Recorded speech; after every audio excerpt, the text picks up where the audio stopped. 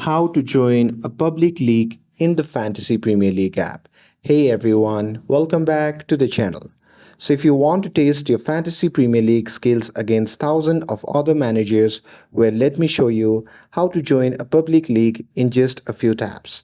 So now without further ado, let's get started. So first thing first, open the Fantasy Premier League app on your phone and make sure that you're logged in to your account. And now here, once you are inside the app, just tap on the Fantasy tab, which can be seen in the bottom left side of the screen. And now here in this section, if you scroll down, there you can see Leagues and Cups. So here under Leagues and Cups, just tap on the option labeled as Join Leagues. And after that, inside this option, you can see two options at the top. One is private, another is public. So from there, you can simply tap on public, and here under the public, you can join with two options. One is classic, and another is head to head.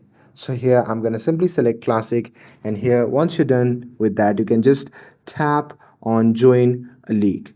And after that, you will be added to a randomly assigned league with other FPL managers from around the world. And that's it. That's how you can join a public league in the Fantasy Premier League app. With this, if you found this video helpful, then don't forget to like, share, and subscribe to get updated for more videos.